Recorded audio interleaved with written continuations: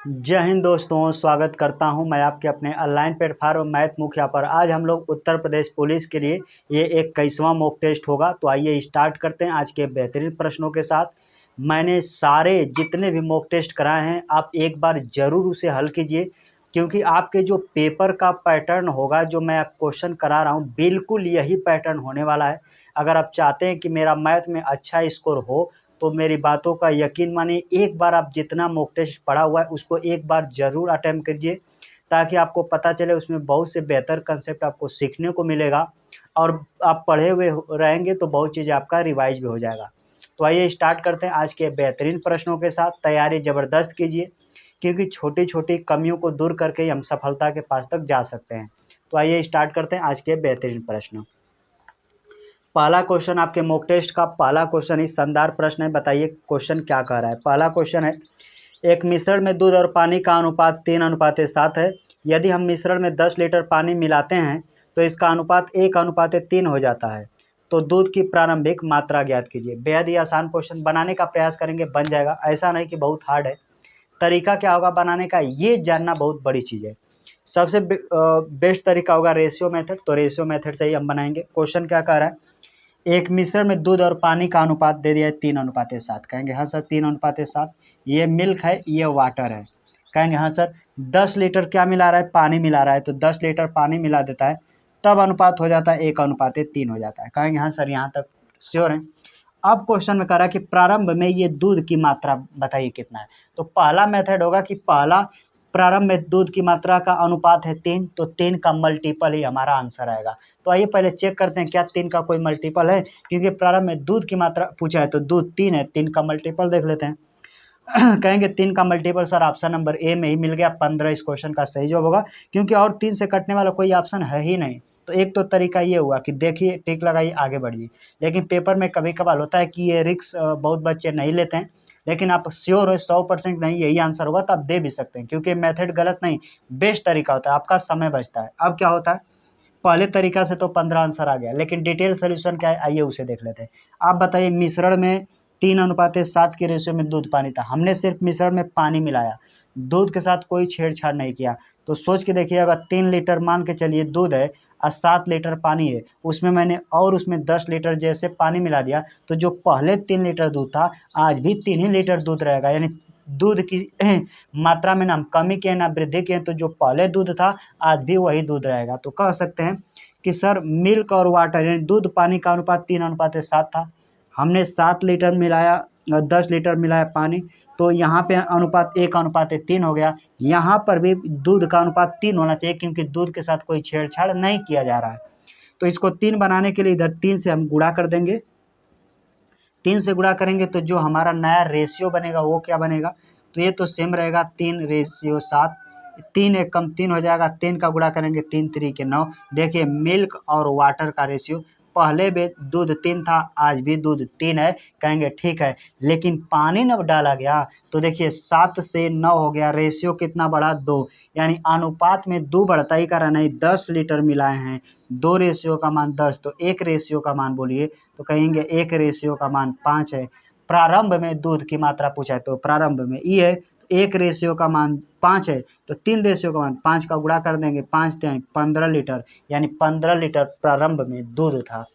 Question क्या पूछा था, प्रारंभ में दूध की मात्रा बताइए, तो 15 लीटर। ऑप्शन नंबर ए में दिया है, तो ऑप्शन नंबर ए इस क्वेश्चन का सही जवाब होगा। मैं इसे हटा देता हूं, बढ़ते हैं अगले क्वेश्चन की तरफ।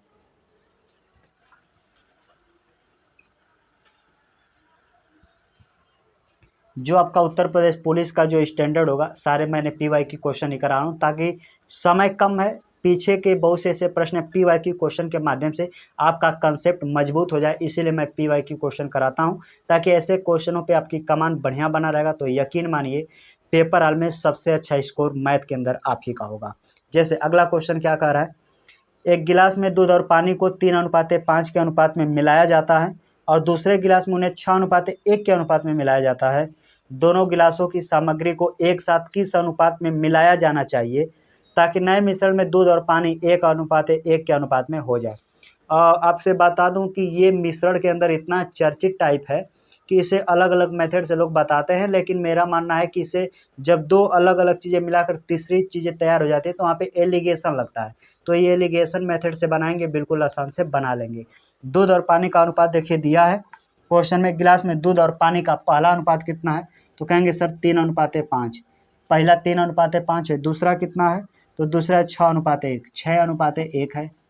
अब दोनों को मिलाकर एक बना देता है कितना, तो 1:1। अब हम इसे लगाने का क्या करेंगे, पहला तरीका, या तो हम सिर्फ दूध को लेकर हल करेंगे तो भी आंसर आएगा, या सिर्फ पानी को लेकर हल करेंगे तो भी आंसर आएगा। अब इस बात के कहने का मतलब क्या है उसे समझिए। जैसे पहला वाला दूध है, दूसरा वाला पानी है, पहला वाला दूध है, दूसरा वाला पानी है, पहला अनुपात दूध है, दूसरा अनुपात पानी है। तो पहले मैं दूध को लेकर हल करता हूँ। इस मिश्रण में बताइए दूध कितना है, तो कहेंगे पहला वाला दूध है 3, ये 3 कितने लीटर मिश्रण में दूध है, तो कहेंगे 5 और 3 8 में, यानी लिख सकता हूँ 3/8। 3 क्या है, दूध है, 8 लीटर मिश्रण में 3 लीटर दूध है। उसका मतलब ये इस तरह लिखिए 6 लीटर दूध है कितने में, 6 1 7 में। उसी तरह 1 लीटर दूध है कितने में, तो कहेंगे 1 1 2 लीटर में। बस बाकी इसका अंतर का किधर, इसका अंतर का किधर। फिर बहुत दिक्कत क्या होता है बच्चों को कि फ्रैक्शन में जोड़ घटाने में दिक्कत होता है, तो इसको नॉर्मल अंक में भी आप बदल सकते हैं। कैसे, यहाँ पे 8 है, यहाँ पे 2 है, यहाँ पे 7 है, नीचे वाला का एलसीएम लीजिए, यानी डिनोमिनेटर हर का आपको एलसीएम लेना है, वही टोटल संख्या मान लेना है। जैसे 7 2 8 का एलसीएम ले कहेंगे 56, 56 से इधर गुणा कर दीजिए, 56 का इधर गुणा कर दीजिए, 56 से इधर गुणा कर देंगे। जैसे गुणा करेंगे तो आपके पास जो नया डाटा निकल के आएगा का देखिए, 8 7 56, 7 3 21, 7 8 56, 8 6 48, 2 से काटेगा 28 दूना के 56 यानी 28 हो जाएगा। इसका डिफरेंट का किधर लिखिए, इसका डिफरेंट का किधर लिखिए, यही तो एलिगेशन मेथड है। यहाँ अंतर करेंगे तो 20 का डिफरेंट आएगा, इधर अंतर करेंगे तो 7 का आएगा, कटेगा नहीं, तो 20:7 इस क्वेश्चन का सही जवाब होगा। आइए ऑप्शन देख लेते हैं। तो 20:7 ऑप्शन नंबर सी में दिया है, तो ऑप्शन नंबर सी इस क्वेश्चन का सही जवाब होगा। एक बार फिर से समझिए, मैंने भी दूध को लेकर हल किया तो भी आंसर है। अगर आपका इच्छा होगा कि नहीं सर हम सिर्फ पानी लेकर हल करते, तो पानी के यहाँ पे लिखते 5 लिखते, ओवरऑल कितने 8 में, तो यहाँ का भी पानी लेते, एक पानी कितने, तो 7 लीटर में, यहाँ पे एक पानी होता 2 लीटर में, हम सिर्फ पानी पानी लेकर हल करते तो भी हमारा आंसर आता, आंसर पे कोई फर्क नहीं पड़ता है। इस तरह क्वेश्चन को हैशटैग लगा लीजिए, इंपॉर्टेंट है, कई बार पूछा जाता है। तो उम्मीद करता हूँ ये आपको समझ में आया है। मैं इसे हटा देता हूँ, बढ़ते हैं अगले क्वेश्चन की तरफ।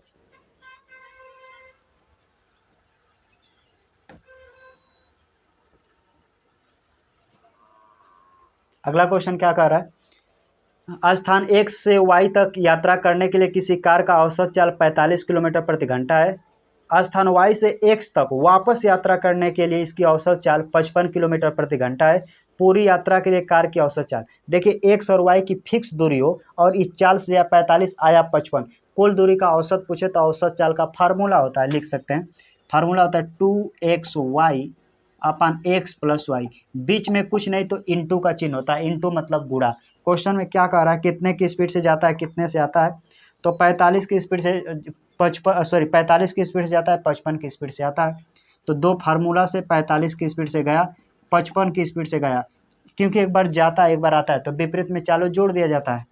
यहाँ 55 45 जुड़ेगा 100 हो जाएगा, कैलकुलेशन कर देंगे आंसर आ जाएगा। ये गुणा कर देते हैं, 55 का 2 गुना करेंगे तो 55 दूना हो जाएगा 110, गुणे 45 बटे का 100 से भाग करना है। एक जीरो से एक जीरो कट गया, कहेंगे हाँ। किसी भी संख्या में 11 से गुणा करना होता हो तो गुणा करने का आसान नियम, 5 यहाँ पे लिखिए, 5 5 के साथ 4 जोड़ दीजिए 9, 9 4 कोई अंक नहीं तो फिर 4 उतार लीजिए, यानी 11 से भाग दिया गया, यहाँ पे 495 आ जाएगा। और 10 से भाग करेंगे तो 49 पॉइंट, यानी बोल सकते हैं 49.5 किलोमीटर प्रति घंटा औसत चाल होगी।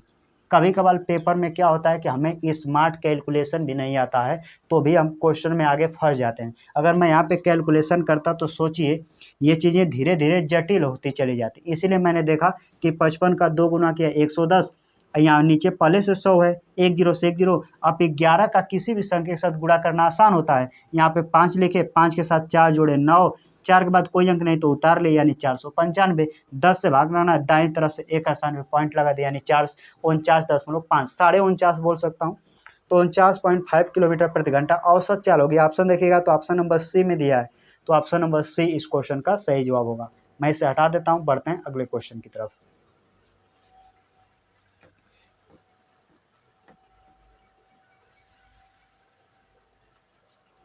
अगला क्वेश्चन क्या है, 8 किलोमीटर प्रति घंटे की चाल से साइकिल चलाते हुए एक लड़का 5 मिनट देरी से स्कूल जाता है। यदि उसने 9 किलोमीटर प्रति घंटे की चाल से साइकिल चलाया होता तो वह 5 मिनट पहले पहुंच गया होता। उसके द्वारा तय की गई दूरी, इतना की चाल से जाए तो पहले पहुंच गया, इतना की चाल से जाए तो देर पहुंच गया। इस वाले कंसेप्ट को हैशटैग लगा दीजिए, बहुत ही इंपॉर्टेंट है। Ratio method, formula method, basic, 2-3 method होता है इसे लगाने का, लेकिन एक ऐसा मेथड सीखिए जिससे इस तरह के प्रश्न कभी भी आए तो बिल्कुल आसानी से बना सकते हैं। पहले देखिए कितना की स्पीड से जा रहा है, फिर कितना स्पीड से जा रहा है। तो पहले 8 की स्पीड से चलता था, 8 किलोमीटर प्रति घंटा। फिर उसके बाद कितना, तो कहेगा फिर 8 की स्पीड से चलता था तो 5 मिनट देरी हो जाता था। फिर अगले 9 किलोमीटर प्रति घंटा की चला तो 5 मिनट पहले पहुंच जा रहा है। पहले 8 चलता था फिर 9, इनका हमेशा, क्योंकि एक ही दिशा में चले तो हमेशा अंतर करके लिखना है। 8-9 का अंतर बोले 1। यहाँ पे समय 2 को दिया हुआ है, एगो देरी एगो पहले। तो एगो देरी और पहले देगा तो हमेशा जोड़ के देरी देरी देगा या पहले पहले देगा तो अंतर करके लिखते हैं, ये इसका नियम होता है। यहाँ पे समझ लीजिए, यानी कि देर प्लस पहले रहेगा, यानी विपरीत है, देर प्लस पहले तो आपको जोड़ देना है। अब पहले प्लस पहले, पहले प्लस पहले रहे, देर प्लस देर रहे, यानी सेम रहे तो घटाकर, देर प्लस पहले रहे तो जोड़ के लिखना है। बस यही आपका आंसर होगा। यही कंसेप्ट मैं यहाँ बैठा देता हूँ। पहले 8 की स्पीड से चलता है, फिर उसके बाद 9 की स्पीड से चलता है, क्योंकि लिखा है ना, एक लड़का 8 किलोमीटर प्रति घंटे की चाल से साइकिल चलाते हुए एक लड़का 5 मिनट देरी से पहुँचता है। लेकिन वही 9 किलोमीटर प्रति घंटा, ये 9 किलोमीटर प्रति घंटा की चाल से चलता है तो 5 मिनट पहले पहुँच जाता है। तो घर के कॉलेज की दूरी बताइए, यानी डिस्टेंस आपको निकल जाएगा। 8 चलता था 9, इसका हमेशा अंतर करके नीचे लिखते हैं। 5 मिनट पहले, अब 5 मिनट देर, तो देर पहले जोड़ देंगे 10 मिनट। ये किलोमीटर में, ये मिनट में, तो घंटा बदलने के लिए 60 से भाग करिए ताकि जो आपका आंसर आएगा वो किलोमीटर में आएगा। 1 जीरो से 1 जीरो काट दीजिए, देखिए कट रहा है। 6 9 54, 9 5 45, 9 6 54। कई तरीके से काट सकते हैं। 3 से काटिए, 3 तरीके 9, 3 से काटिए 2 बार में, 2 से काटिए 4 बार में, 4 3 12, यानी 12 किलोमीटर की जो होगी ना वह दूरी होगी, 12 किलोमीटर। ऑप्शन देख लीजिएगा, तो ऑप्शन नंबर डी में दिया है, तो ऑप्शन नंबर डी इस क्वेश्चन का सही जवाब हो जाएगा। मैं इसे हटा देता हूँ। बेहतर कंसेप्ट है, अगर फार्मूला लिखना चाहे तो आप लिख सकते हैं। ये है ए गुणे बी अपन ए माइनस बी, यहाँ पे डेल्टा टी, यानी समय कैसे लिखना, तो इस कंडीशन के हिसाब से यहाँ पे समय लिखना है। डेल्टा टी इसलिए लिखा कि समय परिवर्तनशील है ना, कभी पहले देगा या बाद देगा, बाद देगा पहले देगा, या बाद बाद देगा, या दोनों पहले पहले। तो कंडीशन के हिसाब से हम रखते हैं, बाकी तरीका यही होगा। मैं इसे हटा देता हूँ।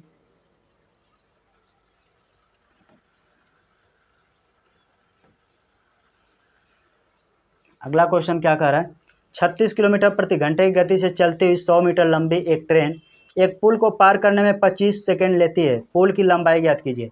बहुत ही हल्का सवाल, लेकिन हल्के ही सवाल आपके उत्तर प्रदेश पुलिस में पूछता है। अब तो संख्या भी बढ़ा दिया है, 38 क्वेश्चन पूछने की बात है, तो 38 क्वेश्चन में आसान भी होगा क्वेश्चन और थोड़ा मॉडरेट भी होगा, तो कन्फ्यूज नहीं होगा।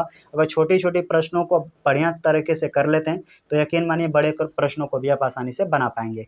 क्वेश्चन क्या कह रहा है, इसका फार्मूला होता है दूरी बराबर चाल गुणे समय, उसी पर बना लेंगे। तो रेलगाड़ी के अंदर एक फार्मूला होता है, कुल दूरी बोल सकते हैं उसको, कुल दूरी, यानी बोल सकते हैं कुल दूरी बराबर चाल गुणे 5/18 गुणे समय। यानी कि रेलगाड़ी के अंदर कुल दूरी, यहाँ पे चाल गुणे 5/18, ये 5/18 हमें छोटे यूनिट में चेंज करने के लिए लगा देते हैं। तो देख लेते हैं, इसमें दूरी दिया, यानी क्वेश्चन में जितना दूरी सभी को जोड़ कर लिखते हैं। यहाँ पे 100 मीटर है तो लिखेंगे 100 मीटर, लेकिन अंतिम में क्वेश्चन में देखिए पूछा है कि पुल की लंबाई, तो हमें रेलगाड़ी की लंबाई तो पता है लेकिन पुल की लंबाई नहीं पता। तो यानी हम ऐसे लिख सकते हैं कि 100 मीटर है रेलगाड़ी की लंबाई, प्लस जो यल है वह पुल की लंबाई होगी। लेकिन रेलगाड़ी की चाल है 36, ये मीटर में 1 किलोमीटर में, इसीलिए 5/18 का यूज करेंगे। कितने समय में पार कर देती है, तो क्वेश्चन में लिखा है 25 सेकंड में, तो यहाँ पे लिख लीजिए 25 सेकंड।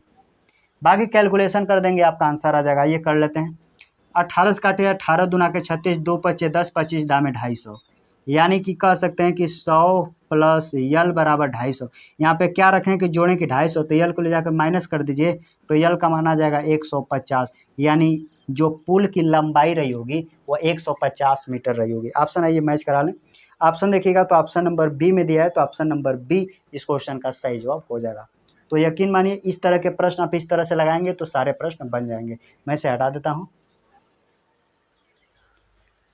हाँ, अगला क्वेश्चन क्या कर रहा है, रेलगाड़ी से संबंधित है लेकिन जब रुक रुक के चलते हैं तो कैसे हल करते हैं। क्वेश्चन है ठहराव को छोड़कर बस की गति 66 किलोमीटर प्रति घंटा है और उसमें ठहराव के साथ बस की गति 55 किलोमीटर प्रति घंटा है। ठहराव पर बस कितने मिनट रुकती है, यानी कह रहा है कि अगर बस रुक रुक के चलती है तो 55 किलोमीटर प्रति घंटे चलती है, अगर रुकती नहीं लगातार चलती है तो 66 की स्पीड से चलती है, तो प्रति मिनट कितने रुकती है, यही आपसे पूछा गया है। लगाने का तरीका देखिए इसका सेम होता है। पहले दोनों चालों का अंतर लिख लेते हैं, तो पहले 66 और 55 का अंतर बोलिए डिफरेंट, कहेंगे सर आ जाएगा 11 किलोमीटर। और नीचे तुलना उससे किया जाता है जो कहीं नहीं रुकती है, तो क्वेश्चन में लिखा है 66 किलोमीटर प्रति घंटा की स्पीड से चलती है, ये भी किलोमीटर ये भी किलोमीटर, तो आंसर जो आएगा घंटा में आएगा, लेकिन हमें मिनट में बोला है तो 60 से गुणा कर देंगे। 11 से काटेंगे 6 बार में, 6 से काटेंगे 10, यानी कि 10 मिनट प्रति घंटे का बोला जाए तो 10 मिनट रुकती है। ऑप्शन देखिएगा तो ऑप्शन नंबर सी में दिया है, तो ऑप्शन नंबर सी इस क्वेश्चन का सही जवाब हो जाएगा। मैं इसे हटा देता हूं, बढ़ते हैं अगले क्वेश्चन की तरफ। अगला क्वेश्चन देखिए क्या कह रहा है। कह रहा एक्स और वाई एक कार्य को क्रमशः 12 दिन और 18 दिनों में पूरा कर सकते हैं। उन्होंने एक साथ कार्य करना शुरू किया, लेकिन 4 दिन के बाद वाई को छोड़ना पड़ा और एक्स ने अकेले शेष कार्य पूरा किया, तो पूरा कार्य कितने दिन में पूरा हुआ। बिल्कुल आसान क्वेश्चन, दोनों मिलकर 4 दिन काम करते हैं, फिर एक्स जो है वाई को छोड़ना पड़ा, यानी वाई काम छोड़ देता है और एक्स शेष काम करता है, तो अंतिम में पूछा जा रहा है कि ओवरऑल जो काम हुआ कितने दिन में हुआ। लगाने का तरीका सेम होगा, यहाँ पे कहेंगे एक्स है, यहाँ पे वाई है। एक्स किसी काम को कितने दिन में, तो कर रहा है 12 दिन में। वाई कितने दिन में, तो 18 दिन में। कौन छोड़ रहा है, तो वाई को छोड़ना पड़ा, यानी बाद में वाई छोड़ देता है 4 दिन काम करने के बाद, तो इनका एलसीएम बोलेंगे 12 18 का 36 होगा। 12 3 36, 18 दूना के 36। दोनों एक दिन में काम करेंगे कितना, तो कहेंगे एक दिन में एक्स 3 यूनिट वाई 2 यूनिट, यानी एक दिन में 5 यूनिट। और 4 दिन काम किया सब, तो 5 चौके 20 काम हो गया। इसमें से 20 घटा लीजिए, जैसे 20 घटा लेंगे बचेगा 16। कहेंगे हाँ सर 20 घटा लिए तो बचेगा 16। अब इस 16 काम जो है 5 चौके 20 हो गया, हाँ 5 चौके 20, 20 घटा लिए तो बचा अब 16। अब कह रहा है कि वाई जो कह रहा है कि अब मैं काम पे नहीं आऊँगा। अब एक से एक दिन में 3 यूनिट काम करता है, 3 से भाग कर दीजिए। 3 से भाग करेंगे तो कहेंगे 3 पर सही जा रहा है ना, वाई काम छोड़ा कि एक मिनट थोड़ा सा देख लें क्वेश्चन में। सॉरी यहाँ पे देखिए 3 2 5, 4 दिन काम में 4 5 20 हो गया, 18 दिन में पूरा कर सकते हैं। उन्होंने एक साथ कार्य शुरू किया, लेकिन 4 दिन के बाद वाई को छोड़ना पड़ा, वाई छोड़ देता है, वाई अब नहीं आ रहा है, तो आप क्या करेंगे 3 काम करना है, तो 3 5 15, 3 5 15, एक शेष बचेगा 3 से भाग, यानी शेष काम को जो एक्स को लगेगा वो इतना दिन लगेगा। तो कह रहा है कि टोटल कितना समय लगा, तो 4 दिन इधर लगा था, 5 दिन इधर, तो 4 में 5 जोड़ देंगे, 4 5 9 सही, 1/3 दिन इस क्वेश्चन का सही जवाब हो जाएगा। आइए ऑप्शन देख लेते हैं। ऑप्शन में देखिएगा तो ऑप्शन में तो कोई सही बटा में है ही नहीं, तो इसको पूर्णांक में लिख दिया, इसे जोड़ के देखिए 9 3 27 एक जोड़िएगा तो 28/3, जो कि आपके प्रश्न का उत्तर होगा। ऑप्शन देखिएगा तो ऑप्शन नंबर डी में दिया है, तो ऑप्शन नंबर डी इस क्वेश्चन का सही जवाब हो जाएगा। मैं इसे हटा देता हूँ, बढ़ते हैं अगले क्वेश्चन की तरफ। अगला प्रश्न जो होगा बिल्कुल सेम क्वेश्चन है टाइम एंड वर्क का, लेकिन ठेकेदारी बेस वाला क्वेश्चन है। तो आपके उत्तर प्रदेश पुलिस में ठेकेदारी पे आधारित प्रश्न कई बार पूछा गया है। इसका बनाने का जो तरीका होगा एक बार देख लीजिए, ताकि दोबारा कभी भी पूछे तो आप बिल्कुल आसानी से उसे आप बना सकते हैं। क्या कह रहा है क्वेश्चन, कह रहा है एक ठेकेदार, मैं पूरा क्वेश्चन पढ़ रहा हूँ, एक ठेकेदार 40 दिन में एक सुरंग बनाने के कार्य का जिम्मा लेता है और 25 पुरुषों को नियोजित करता है। 24 दिन के बाद वह पाता है कि केवल 1/3 सड़क ही बनी है, तो उसे कितने अतिरिक्त यानी कितना एक्स्ट्रा पुरुषों को नियुक्त करना चाहिए, ताकि वह 4 दिन पहले काम पूरा करने में सक्षम हो। यानी कि 40 दिन से 4 दिन पहले, यानी 36 दिन में चाहता है कि काम को कंप्लीट कर दिया जाए, तो 25 पुरुषों को शुरू में लगाएं, चाह रहा कि और हम कितने पुरुषों को लगाएं ताकि काम 40 दिन से 4 दिन पहले अर्थात 36 दिन में काम कंप्लीट हो जाए। हालांकि ये ठेकेदारी बेस का ज़बरदस्त क्वेश्चन है, इसका मेथड क्या होता है आइए उसे सीख लेते हैं। पहले ये सबसे पहले पता कीजिए कि काम कितने दिन में करने का ठेका लिया जाता है। तो काम में लिखा है कि 40 दिन, मैं यहाँ पे लिख देता हूँ कि 40 दिन में काम को कंप्लीट करने का ठेका लिया जाता है। लेकिन होता क्या है, हम उस पे लगाएं M1 D1 H1 W1, ये वाला जो कंसेप्ट है उस यही पे लग जाता है क्वेश्चन। तो शुरू में कह रहा है कि 25 पुरुष, यानी कि देखिए 25 पुरुष लगाता है, 25 पुरुषों ने 24 दिन के बाद, यानी कि ये 25 पुरुष 24 दिन तक काम करते हैं, कहेंगे हाँ सर बिल्कुल करते हैं। जब 25 पुरुष 24 दिन काम करते हैं तो 24 दिन के बाद जब ठेकेदार जाता है तो देखता है काम कितना होता है, तो काम रहता है 1/3 हिस्सा, यानी 1/3 काम होता है। इसका मतलब ये है कि डिनोमिनेटर मतलब नीचे का जो हर होता है वो टोटल काम होता है। यानी आप ऐसे बोल सकते हैं कि 3 काम में से सिर्फ 1 काम हुआ है, अभी 2 काम बाकी है। तो 25 दिन के बाद 25 व्यक्ति 24 दिन के बाद देखते हैं तो 1/3 काम हुआ रहता है। अगले दिन क्या हो रहा है, करो पाता है केवल 1/3 सड़क ही बनी है, तो उसे कितने अतिरिक्त और कितना पुरुष लगाए ताकि काम 4 दिन पहले समाप्त हो जाए। यानी कि 40 दिन में काम नहीं समाप्त होना चाहता है वो 4 दिन कम, यानी कि वो चाह रहा है कि 36 दिन में काम को कंप्लीट कर दिया जाए। तो शुरू में 36 दिन में काम कंप्लीट करना चाहता है, क्योंकि क्वेश्चन में लिखा है ना, वो चाह रहा है 4 दिन पहले ही काम कंप्लीट हो जाए। तो यानी 36 दिन में ओवरऑल चाह रहा है कि काम कंप्लीट हो जाए। तो आप सोचिए कि 36 दिन में से 24 दिन तो ये 25 व्यक्ति कर ही दिए हैं, कितना दिन बचा, तो 36 में से 24 दिन कर लिए, बचा कितना, तो कहेंगे सर 12 दिन। अब ये 12 दिन टोटल कितने व्यक्ति मिल करके उनकी संख्या को मैं एक्स मान लेता हूँ। अब काम कितना, तो 3 में से 1 काम हो गया था, तो बचा कितना, 2/3 काम। जहाँ ये एक्स का जो मान आएगा ये टोटल व्यक्तियों की संख्या आती है कि टोटल कितने व्यक्तियों ने मिलकर काम किया। तो शुरू में 25 थे, बाद में जो एक्स का मान आएगा उसमें से घटा लेंगे कि बाद में कितने बढ़ गए, उनकी संख्या डायरेक्ट निकल के आएगी। अब ध्यान से देखिए, नीचे 3 से ये 3 कट जाएगा, 2 से इसको काटेंगे 6 बार में, 6 से काटेंगे 6 चौके 24, 25 से काटेंगे 25 चौके 100, यहाँ एक्स का मान डायरेक्ट आ जाएगा 100। यानी एक्स का मान 100 ये क्या दर्शाता है कि टोटल उस काम को 100 लोगों ने मिलकर पूरा किया है। तो शुरू में कितना लगाया था, 25, तो इसमें से जैसे अपना 25 घटा लेंगे तो 75 जो बचेगा, यही बाद में आदमी आए, यानी कि कारीगर आए, लगाए गए थे 75 बाद में कारीगरों को लगाया गया था, जिससे कि काम 36 दिन में कंप्लीट हो जाए। तो ये कंसेप्ट से क्वेश्चन जैसा भी आएगा ठेकेदारी वाला बेहद आसानी से बन जाता है। एक बार फिर से समझ लीजिए, मैं रिकॉल करता हूँ। शुरू में 25 व्यक्ति लगाया, 24 दिन तक काम किए, तो काम हुआ कितना, 1/3। यही तो M1D1 बचे, W1 कार्य को नीचे रखते हैं, कहेंगे हाँ सर। अब देखता है कि जब काम सोचता है कि मेरा 40 दिन नहीं, उससे 4 दिन पहले समाप्त हो, अर्थात ये यानी कि इनडायरेक्ट बोल रहा है कि यानी 36 दिन में काम को कंप्लीट करना चाह रहा है। तो उसमें से 24 दिन तो काम हो गया, बचा 12 दिन। कितने टोटल व्यक्ति काम करेंगे, x दिन, जब 3 में से 1 काम हो गया, बचा कितना, 2/3। अब इसी 2/3 को एक्स, ये जो एक्स का मान यहाँ पे आता है ना, वो टोटल व्यक्तियों की संख्या आ जाती है कि लास्ट तक कितने व्यक्तियों ने मिलकर काम किया। तो एक्स का मान आया 100, यानी कि टोटल 100 व्यक्तियों ने मिलकर काम को कंप्लीट किया। तो शुरू में कितने व्यक्ति थे, तो देखिए लिखा है शुरू में 25 व्यक्ति थे, तो अपना 25 घटा लेंगे प्रारंभ वाला, तो पता चल जाएगा कि 75 व्यक्ति बाद में इन्होंने लगा दिया था। यह इस प्रश्न का आंसर होगा। आइए आंसर मिला लें, तो ऑप्शन नंबर डी हो जाएगा, 75 मैन लिखा है, मैन बंदे आदमी, तो ऑप्शन नंबर डी इस क्वेश्चन का सही जवाब होगा। उम्मीद करता हूँ ये चीज़ें आपको समझ में आए हो। मैं इसे हटा देता हूँ, बढ़ते हैं अगले क्वेश्चन की तरफ।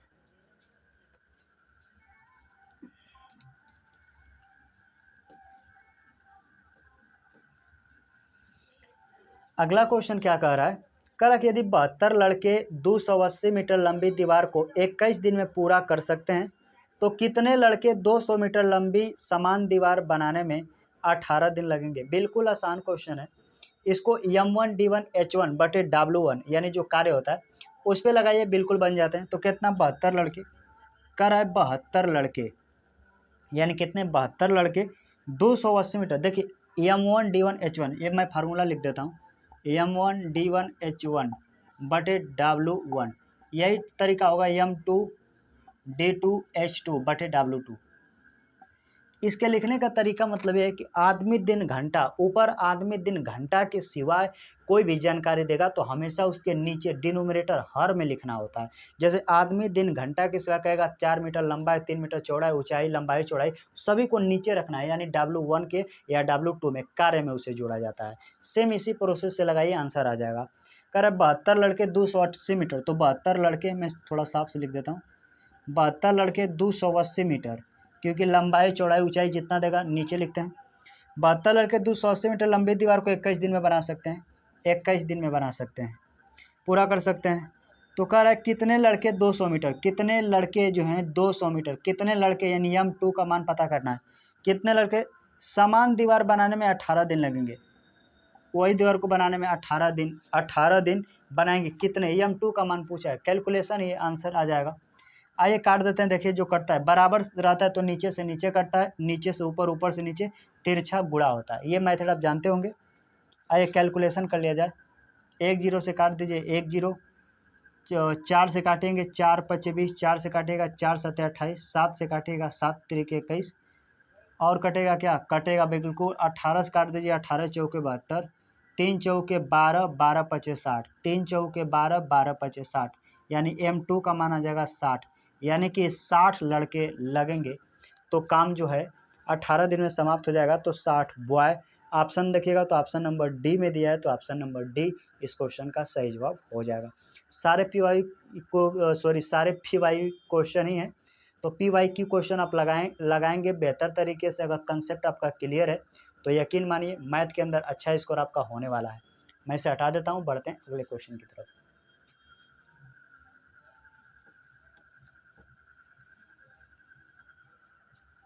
अगला क्वेश्चन क्या कह रहा है, पाइप ए और बी भरी हुई टंकी को क्रमशः 15 मिनट और 20 मिनट में खाली कर सकते हैं, जबकि अकेले पाइप सी खाली टंकी को 8 मिनट में भर सकता है। यदि पाइप ए बी और सी को एक साथ खोला जाता है तो टंकी कितने मिनट में भर जाएगी। पाइप टंकी का क्वेश्चन ये बहुत ही चर्चित है, लेकिन पाइप टंकी का क्वेश्चन उतना हार्ड नहीं आता है आपके पेपर में। ऐसा ही क्वेश्चन आता है, अगर बना लेते हैं तो ऐसा ही प्रश्न आपके पेपर में आने वाला है। क्या है, तो कह रहा है एक ए है, एक बी है और एक सी है। ये दोनों खाली कर रहे हैं और सी वाला भर रहा है, इसीलिए मैंने प्लस का चिन्ह दे दिया। कितने कितने मिनट का दिया है, तो ये दिया है 15 मिनट में, ये दिया है 20 मिनट में, 80 को दिया 8 मिनट में। इनका एलसीएम ले लीजिए, एलसीएम है टोटल क्षमता हो जाएगी इसकी। तो एलसीएम जैसे मैंने इसका लेंगे 15 20 का तो हो जाएगा 60, 120 ले लीजिए, एलसीएम हो जाएगा 120। मैंने इनका एलसीएम लिया तो एलसीएम 120, ये सब मिनट में, तो ये भी मिनट में आएगा। एलसीएम जो होगा 120 मिनट, 120 मिनट को 2 घंटा बोल सकते हैं, कोई कन्फ्यूजन नहीं। 15 से भाग करेंगे 15 बटे 120, 20 से भाग करेंगे 20 छक्का 5, 8 से भाग करेंगे तो 15 बटे। अब यहाँ से ये पता चला कि मुझे टोटल 120 मिनट का काम कराना है। ये जैसे 8 किया 6 किया, 8 6 14 में से 15 घटा देंगे, यानी सी से काम कराना है।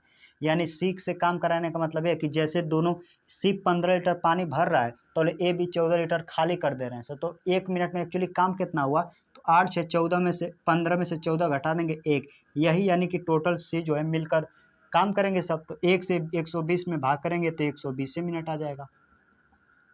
120 मिनट को और क्या बोल सकते हैं, तो घंटा में देखिएगा तो 60 से भाग कर दीजिएगा, 2 हावर्स आ जाएगा, अर्थात 2 घंटा। 60 मिनट भी आंसर सही है, 2 घंटे भी है। कंडीशन ये है कि किस तरीके से आपके ऑप्शन में दिया गया है। तो ऑप्शन दिया है 2 घंटे, ऑप्शन नंबर बी बिल्कुल करेक्ट आंसर होगा। तो पाइप टंकी के बिल्कुल नॉर्मल प्रश्न है, इस तरह के भी प्रश्न आपके पेपर में पूछ लिया जाता है। मैं इसे हटा देता हूँ, बढ़ते हैं अगले क्वेश्चन की तरफ।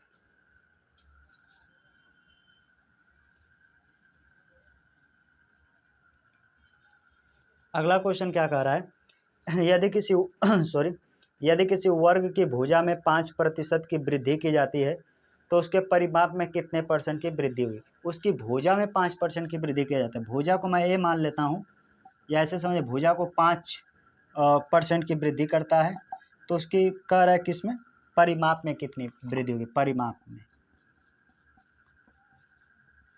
तो परिमाप कहेगा या त्रिज्या कहेगा, आगे कई चीज़ें कर देगा। तो हमेशा अगर उसकी भुजा में 5% की वृद्धि करना तो उसके परिमाप में भी 5% की वृद्धि होगी, 5% वृद्धि, त्रिज्या में भी 5% वृद्धि।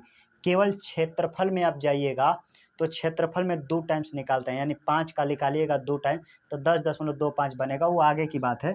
तो यहाँ पे ऐसे आपको बस समझना है कि अगर भुजा 5% बढ़ा ना तो उसकी जो परिमाप है वो अभी 5% बढ़ेगा। आया समझ में। लेकिन यही आपको कहता कि भुजा 5%, उसका क्षेत्रफल कितना बढ़ना, तो ये आपस में 2 टाइम्स बढ़ता है। यानी ए बी वाले रूल से लगा सकते हैं कि भुजा 5%, कल को आपसे कहे क्षेत्रफल बताइए तो आप ऐसे लगाएंगे 5 + 5 + 5 × 5 बटे के 100, यानी a + b + a × b बटे 100, उस वाले नियम से। तो इनको आपस में जोड़िएगा तो 10 हो जाएगा, +5 × 5 = 25, 2 स्थान पे दसवां लगाइएगा, जोड़िएगा तो 10.25% जाएगा। ओवरऑल वृद्धि होगा क्षेत्रफल में।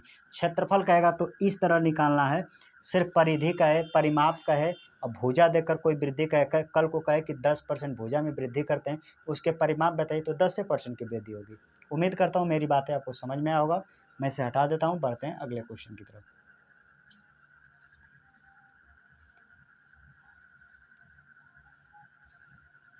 अगला क्वेश्चन क्या कर रहा है देख लेते हैं। अगला क्वेश्चन कर रहा है एक आयताकार कोठरी के फर्श का विकर्ण 7.5 फुट का है और कोठरी की छोटी भुजा 4.5 फुट की है, तो कोठरी का क्षेत्रफल वर्ग फुट में ज्ञात कीजिए। आयताकार के एक्चुअली आपको क्षेत्रफल पूछा। आयत का क्षेत्रफल होता है लंबाई गुणे चौड़ाई, यानी कि लंबाई और चौड़ाई आपको पता है तो क्षेत्रफल निकाल लेंगे। लेकिन लंबाई चौड़ाई ना देकर हमें लंबाई तो दिया है लेकिन विकर्ण दे दिया, तो उसी के सहायता से हम लोग जो उसकी आधार होगा वो भी यानी लंबाई चौड़ाई निकाल लेंगे। कैसे, ध्यान से देखिए। डायग्राम के माध्यम से बताऊंगा, बेहतर समझ में आएगा। जैसे ऐसे डायग्राम खींच लेते हैं, कहेंगे हाँ सर, ये डायग्राम बना लिए, कहेंगे हाँ। इसमें लिखा है कोठरी का विकर्ण 7 पॉइंट, यानी विकर्ण अगर देखा जाए तो यानी ये कितना है 7.5 है। छोटी भुजा दे दिया, ये 4.5 है। ये रहा आयत। हमें निकालना क्या है, हमें इसका क्षेत्रफल निकाल। अगर बीच वालों को मिटा दें तो आपको आयत आएगा, यानी आयत है क्योंकि लिखा है आयताकार, तो आयत का क्षेत्रफल क्या होता है। कहेंगे सर जो रेक्टेंगल, इसको इंग्लिश में रेक्टेंगल बोलते हैं, हिंदी में आयत। तो जो आयत होता है, आयत का क्षेत्रफल जो होता है वो होता है लंबाई गुणे चौड़ाई। आयत का क्षेत्रफल होता है लंबाई गुणे चौड़ाई। तो हमें लंबाई गुणे चौड़ाई निकालने के लिए मान लेते हैं कि हमें लंबाई पता है लेकिन ये चौड़ाई भी तो पता होना चाहिए कितना है। तो चौड़ाई कैसे निकालेंगे, ध्यान से देखिए। अगर आप ध्यान से देखिए तो हम यहाँ पे ये निकालने के लिए अगर मैं ऊपर वालों को ऐसे मिटा देता हूँ,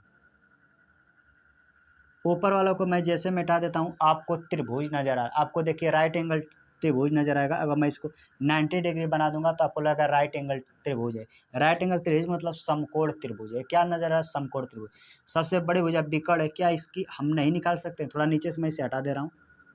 क्या ये भुजा नहीं निकाल पा रहे हैं? कहेंगे बिल्कुल। अगर ये समकोण त्रिभुज है तो तीनों जो है आपस में ट्रिप्लेट्स होते हैं। ट्रिप्लेट निकालने का मतलब क्या है, अब एक तरीका है कि इसके वर्ग में से इसका वर्ग घटा लेंगे तो इसका जो मान आएगा निकल जाएगा। एक दूसरा तरीका बताओ तो स्मार्ट, इसको पहले काटिए। आप एक तरफ से दशमलव भूल जाइए, एक स्थान पे दशमलव हम बाद में लगा लेंगे। अगर मैं इससे काटता हूँ, 5 से काटता हूँ, 5 से काटिए, 5 से काटिएगा तो 15 पचे 75, 5 से काटिएगा तो 5 9 45। कहेंगे हाँ सर बिल्कुल।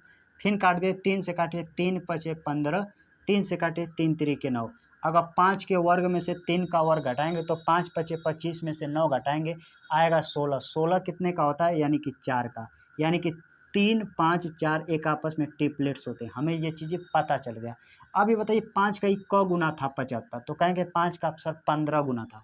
ये 3 का 45 का गुना था तो कहेंगे 15 गुना, तो इसका भी 15 गुना कर दीजिए। तो 15 चौके 60 और एक स्थान पे सब दशमलव था तो यहाँ पे लगा देंगे। यानी नीचे का जो बेस था ना सर वह 6 फीट था। कितना था, 6 फीट। हमने काट कर ट्रिपलेट्स पता किया, उसी की मदद से हमने ये वाला नीचे का जो कितना लंबाई है उसे पता कर लिया। तो कितना है, 6 फुट। अब ये पूरा ऐसे मिला देते हैं, ऐसे यही ना था। तो कहेंगे हाँ सर। अब क्षेत्रफल होता है लंबाई गुणे चौड़ाई। लंबाई पता चल गया कितना, 4.5। ये चौड़ाई कितना, कहेंगे 6। गुणा कर सकते हैं यहाँ पे, 6 पचे 30 को 0 हो जाएगा, 4 छके 24, 3 27, एक स्थान पे दशमलव लगा देंगे। यानी टोटल कहेंगे सर कि 27 फीट। क्षेत्रफल हमेशा स्क्वायर में आता है तो 27 फीट स्क्वायर आपका आंसर होगा। ऑप्शन देखिएगा तो 27 feet square option number B में दिया है, तो ऑप्शन नंबर बी इस क्वेश्चन का सही जवाब हो जाएगा। आपको समझाने के लिए यहाँ तक किया गया, नहीं तो इसको चाहेंगे तो एक लाइन में आप यही जैसे ट्रिपलेट्स पता करके डायरेक्ट आप निकाल सकते हैं। तो उम्मीद करता हूँ ये आपको समझ में आया होगा। मैं इसे हटा देता हूँ, बढ़ते हैं अगले क्वेश्चन की तरफ।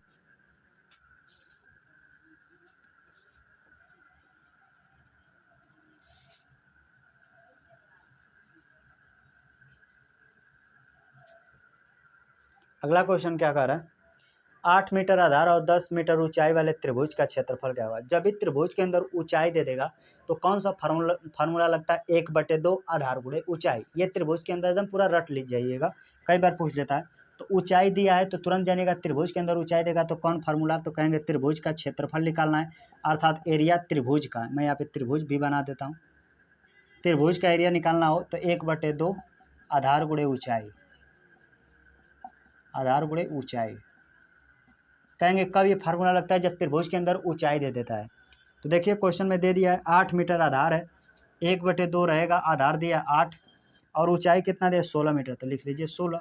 2 से इसको काटिए, 8 बार में 8 का 8 में गुणा करेंगे, 8 था 64 metre square, 64 metre square option देखिएगा तो ऑप्शन नंबर डी में दिया है, तो ऑप्शन नंबर डी इस क्वेश्चन का सही जवाब हो जाएगा।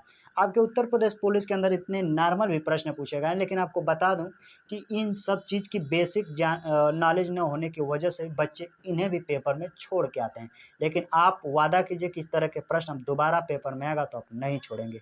मैं इसे हटा देता हूँ, बढ़ते हैं अगले क्वेश्चन की तरफ। बहुत बच्चों को डर लगता है सर एडवांस मैथ, मेरा दावा है, अपना अनुभव बताता हूँ कि एडवांस मैथ अर्थमेटिक्स से कहीं ज़्यादा बहुत ही आसान है।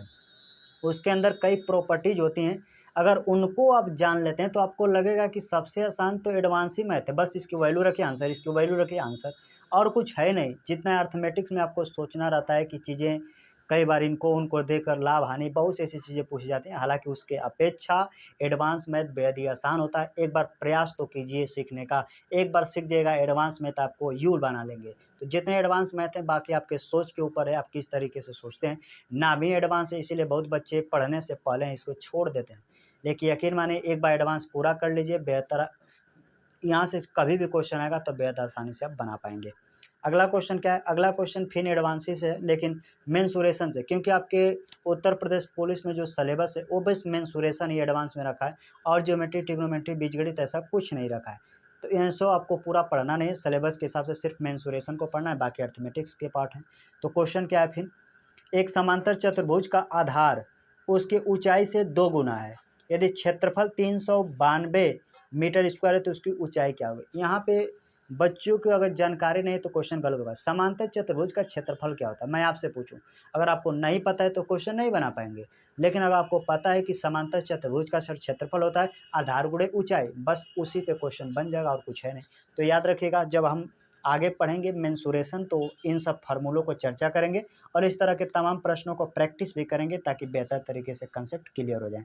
क्वेश्चन क्या है, समांतर चतुर्भुज की कह रहा है कि ऊंचाई जो है आधार जो है उसकी ऊंचाई से 2 गुना, तो मैं आधार को ए से दर्शा देता हूँ, ऊंचाई को एच से दर्शा देता हूँ। यहाँ तक आप कहेंगे हाँ सर आपने आधार को ए से दर्शाया ऊंचाई को एच से, तो क्वेश्चन क्या है, समांतर चतुर्भुज का आधार उसकी ऊंचाई से 2 गुना है, यानी कि 2 गुना यानी ये x है तो एक 2x हो जाएगा। कहेंगे हाँ सर क्योंकि आधार ऊंचाई से 2 गुना है, कहेंगे हाँ।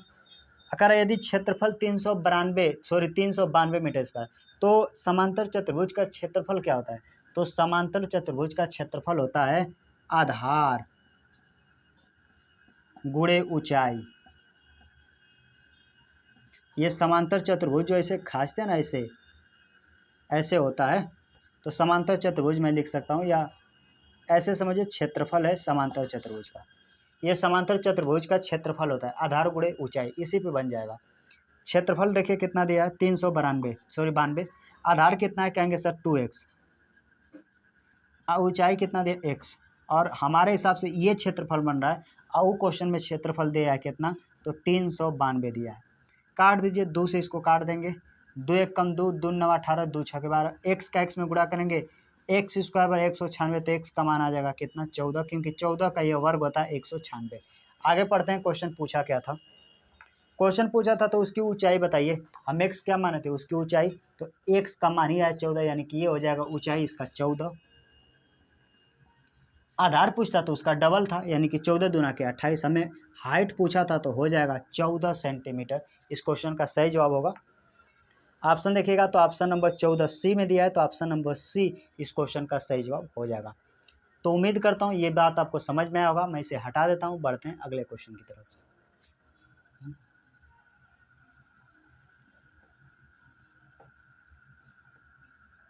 अगला क्वेश्चन क्या कह रहा है, यदि दो गोलों के पृष्ठीय क्षेत्रफल का अनुपात 9:16 है तो उनके आयतनों का अनुपात क्या होगा। इस तरह के प्रश्न हालांकि बच्चों को गलत नहीं करना चाहिए, पहले आर के मान से हमें त्रिज्या का पता कर लेना चाहिए, बाकी क्या करना है, आगे क्षेत्रफल है तो क्षेत्रफल, आयतन कहेगा तो आयतन।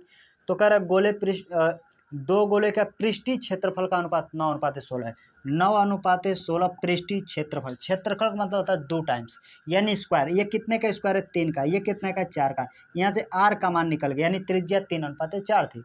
अब कह रहा है उनके आयतनों का, आयतन होता है आर क्यूब। अब इनका आर क्यूब यानी इन जो त्रिज्या निकला उसका क्यूब कर दीजिए, वही आयतन। तो 3 का क्यूब 27 हो जाएगा, 4 का 64 यानी 27 64 आंसर होगा। आइए ऑप्शन देख लेते हैं। 27 64 ऑप्शन नंबर ए में दिया है, तो ऑप्शन नंबर ए इस क्वेश्चन का सही जवाब होगा। कुछ नहीं, जितना दिया है क्षेत्रफल दिया है तो पहले उस क्षेत्रफल से उसका वर्गमूल निकालिएगा, आर का मान निकल जाएगा, आयतन में आयतन पूछेगा तो उसका क्यूब कर दीजिएगा। तो मैं इसे हटा देता हूँ, बढ़ते हैं अगले क्वेश्चन की तरफ।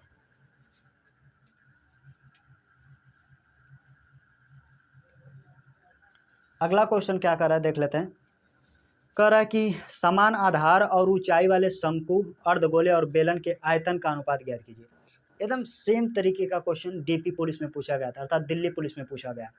इस क्वेश्चन का जो बेलन जो दिया है, क्या क्या शंकु है, अर्धगोला है और बेलन है, इनके बीच एक रिलेशन होता है। उस रिलेशन को आप चाहे तो याद कर लेंगे, तो दोबारा पेपर में आएगा तो आप देखते ही आंसर टिक कर लेंगे। जैसे क्वेश्चन में दिया है, पहले दिया है हाँ, आधार और ऊंचाई समान वाले शंकु पहले दिया है, यानी कि शंकु। फिर क्वेश्चन में क्या दिया? अर्धगोला, अर्धगोला। और फिर दिया बेलन के आयतन का अनुपात बताइए। अगर जिसकी समान आधार और ऊंचाई हो, यानी आधार और ऊंचाई सेम हो, तो इनके आयतन, क्वेश्चन में पूछा, इनके देखिए अंतिम में पूछा ना क्वेश्चन में कि इनके आयतन का अनुपात क्या होगा, तो इनके बीच एक रिलेशन होता है, हमेशा याद रखिएगा। शंकु इससे बड़ा, अर्धगोला इससे बेलन, यानी बेलन सबसे बड़ा, फिर उससे अर्धगोला, फिर शंकु। जब भी आधार और ऊंचाई इनका सेम हो, हमेशा माइंड में बैठाइए, जब भी इनका आधार, मैं यहाँ पे लिखता हूँ आधार और हाइट, यानी कि यहीं पे ऊंचाई लिख देता हूँ, ऊंचाई समान हो इन तीनों का, इनका जब भी आयतन पूछे, कहें इनके आयतन बताइए, तो इनका एक रेशो याद रखेगा हमेशा। आंसर कहेंगे शंकु का अनुपात होगा 1, अर्धगोला का हो जाएगा 2, बेलन का हो जाएगा 3। इनके बीच एक रिलेशन होता है, ये चीज़ें याद कर लेते हैं तो कई बार पेपर में इसे पूछ दिया। हालांकि देखिए उत्तर प्रदेश पुलिस में पूछा गया प्रश्न है कि आधार और ऊंचाई समान हो तो इनके आयतनों का अनुपात जो होता है, शंकु का 1 होता है, अर्धगोला का 2, बेलन का 3। यानी कि जो पूरा पार्ट होता है उसका 1/3 ये हो जाता है, उसका 2, इसका ये, तो इनके बीच रिलेशन होता है 1:2:3। डायरेक्ट आप याद कर सकते हैं, तो कम समय में इसको टिक लगाकर हम आगे बढ़ सकते हैं। ऐसा नहीं, इसको प्रूव भी किया जा सकता है, बिल्कुल हल भी कर सकते हैं, लेकिन मेरा मानना है कि इसे एक बार याद कर लेंगे तो दोबारा आएगा तो आप डायरेक्ट लगा सकते हैं। 1:2:3 ऑप्शन नंबर डी में दिया है, तो ऑप्शन नंबर डी इस क्वेश्चन का सही जवाब हो जाएगा। मैं इसे हटा देता हूँ। यकीन मानिए, आप अगर नोट्स बनाते हैं तो कहीं कोने में लिख लीजिए ये सब चीज़ें कि जब आधार ऊंचाई सेम हो तो इनके आयतनों का अनुपात, पहले शंकु, फिर अर्धगोला, फिर बेलन। तो शंकु का 1, अर्धगोले का 2 और बेलन का 3 होता है, यानी 1:2:3। मैं इसे हटा देता। कई बार इसे पलट कर भी पूछ देता है कि पहले बेलन का बताइए फिर शंकु का, तो इसी को उल्टा कर देंगे और क्या। मैं इसे हटा देता हूँ।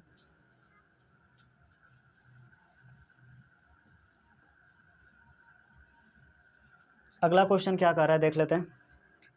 वो बड़ी से बड़ी संख्या ज्ञात कीजिए जिसे 138, 180 और 222 को विभाजित करने पर प्रत्येक मामले में शून्य शेष बचे।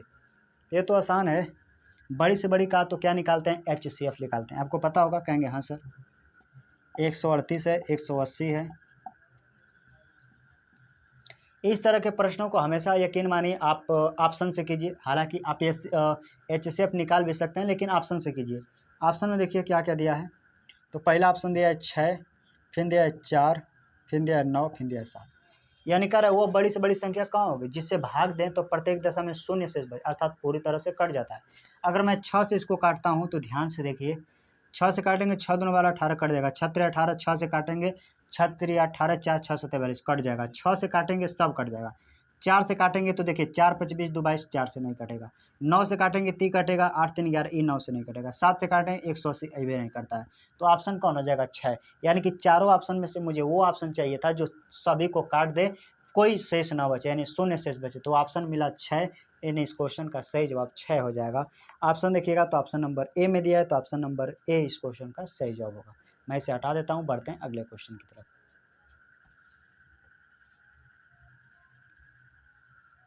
अगला क्वेश्चन क्या कर रहा है देख लेते हैं।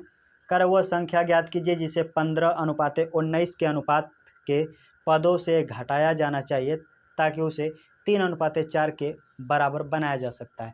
इस तरह के क्वेश्चन को हैशटैग बना लीजिए, कई बार पूछा गया। हम लोग रेशियो मेथड से सीखेंगे एक लाइन में बनाना। जैसे कह रहा है कि 15:19 है, हम इन दोनों में से क्या घटा दें कि जो अनुपात हो जाए 3:4 हो जाए।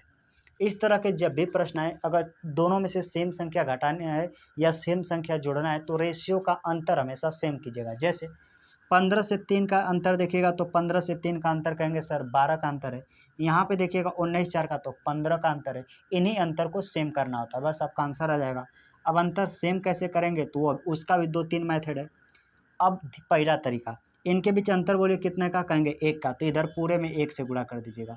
कहेंगे 1 से गुणा करेंगे इधर तो कोई फर्क नहीं पड़ेगा, कहेंगे ठीक है। 15-19 का अंतर बोलिएगा 4 का, तो इस पूरे में 4 से गुणा कर दीजिएगा, बस आपका आंसर आ जाएगा। ध्यान देखिए, इधर गुणा करेंगे तो 15:19 ही रहेगा, लेकिन 4 से इधर गुणा करेंगे क्योंकि अंतर इसके बीच 4 का था, तो इधर 4 से गुणा करेंगे। 4×3 12, 4×4 16।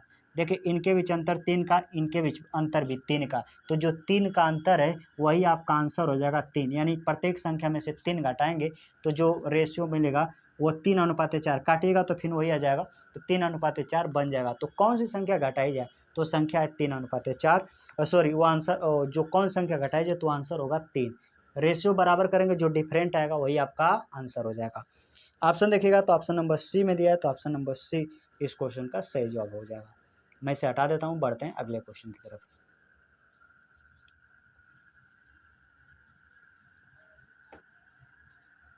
अगला क्वेश्चन क्या कर रहे हैं देख लेते हैं।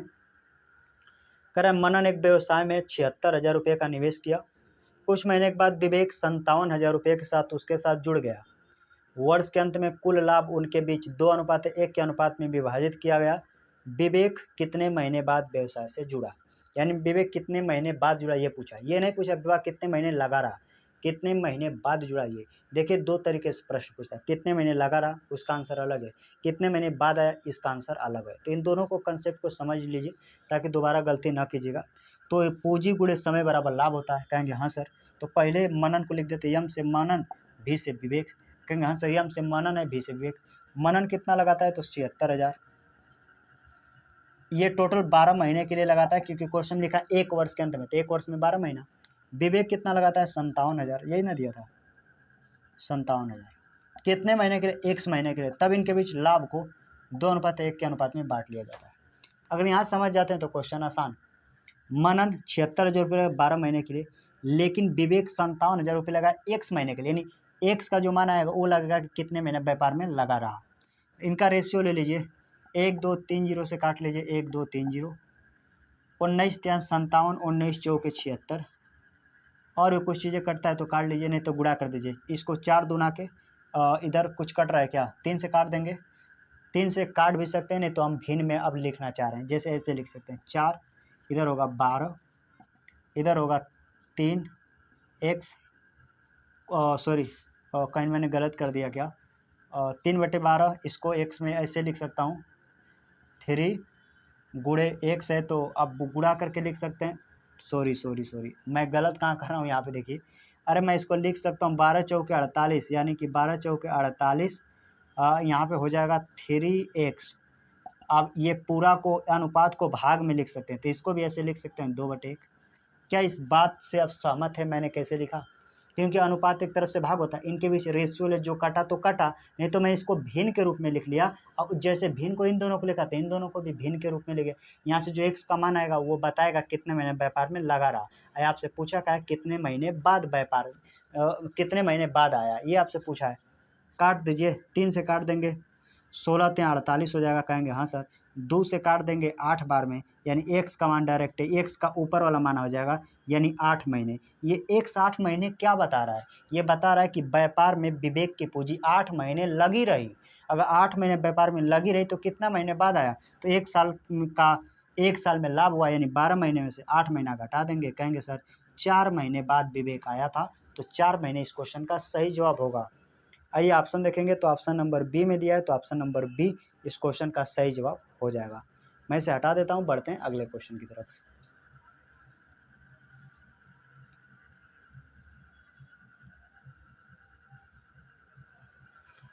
अगला क्वेश्चन क्या कर रहा है, सेम तरीका से बना पाएंगे क्वेश्चन, क्वेश्चन क्या कह रहा है, तीन संख्याओं में से दूसरी पहले की दोगुनी है और तीसरी की तीन गुनी है। यदि तीनों संख्याओं का औसत 44 है तो सबसे बड़ी संख्या क्या होगी। औसत के अंदर ये वाला टाइप चर्चित है, तो आपको बनाकर ही पेपर हॉल में जाना है।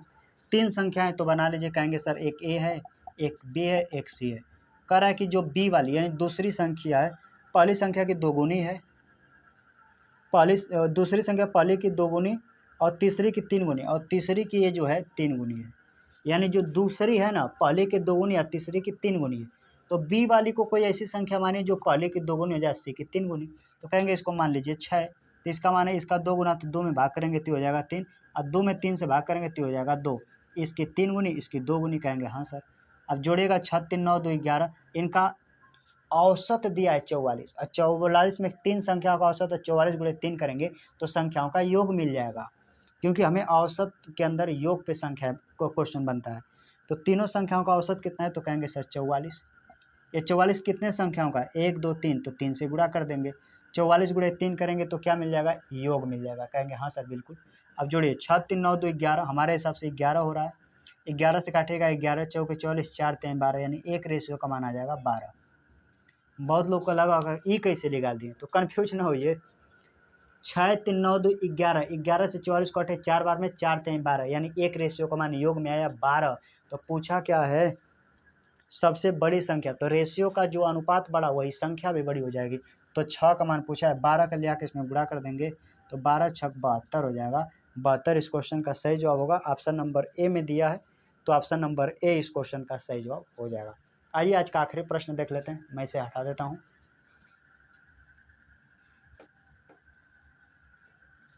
अगला क्वेश्चन क्या कह रहा है, एक कस्बे की जनसंख्या लगातार 2 वर्षों में 20% और 25% घट गई, तो 2 वर्षों में जनसंख्या में क्या परिवर्तन हुआ। जब भी लगातार घटता है तो सक्सेसिव लगा दीजिए, या ए बी रूल से लगाइए, बिल्कुल बन जाएगा। 20% और 25% क्या करते हैं, घट जाते हैं। तो क्या होता है, आप दो तरीके से लगा दें। पहला तरीका ऐसे लगाइए, मान लेते हैं शुरू में जनसंख्या जो थी 100%, तो कहेंगे हाँ सर पहले कितना घटा 20%, तो घट जाता है तो 100 में से घटा कर तो कहेंगे हो जाएगा 80। फिर कितना घटा 25, तो 100 में से घटा के 75। अगर ऊपर 2 बार लिखें एक डाटा दो, तो नीचे सिर्फ 100 एक बार लिखना होगा। ऊपर 3 बार लिखते तो नीचे ऊपर से एक कम 2 बार 100 लिखते। बस कैलकुलेशन कर दीजिए, 100 से तुलना कर दीजिए, आंसर। कहेंगे 20 से काटे 20 चौके 80, 20 25 100, 5 से काटेगा 15 बार में, 15 चौके 60। कहेंगे सर 100% था 60% हो गया, अर्थात कमी ओवरऑल कितना है, तो कहेंगे 40% घटाएंगे 100% में से, तो 40% इस क्वेश्चन का सही जवाब होगा। इस तरह के से लगा, अब ए बी रूल से लगाएंगे तो भी आंसर आएगा, रेशियो से लगाएंगे तो भी आंसर आएगा। जिस तरह आपको माइंड में क्लिक कर जाए कुल मेथड बेटर होता है। तो ऑप्शन देखिएगा 40% कमी ऑप्शन नंबर ए में दिया है, तो ऑप्शन नंबर ए इस क्वेश्चन का सही जवाब हो जाएगा। तो उम्मीद करता हूँ आज का सेशन आपको अच्छा लगा होगा। अगर आप इस चैनल पर नए होंगे तो चैनल को सब्सक्राइब कर लीजिएगा, ताकि इसी तरह का वीडियो जब भी डाला जाए तो सबसे पहले आप तक पहुँचे। आप सोच रहे हो कि मेरा कंसेप्ट थोड़ा सा कमज़ोर है, तो इस चैनल पे तमाम वीडियो पड़ा हुआ है मैथ से रिलेटेड। आप एक आध वीडियो को देखिए, आपका कंसेप्ट अगर बेहतर हो जाएगा तो मॉक टेस्ट में भी आपका अच्छा स्कोर आने लगेगा। वीडियो देखने के लिए धन्यवाद, मिलते हैं नेक्स्ट वीडियो में।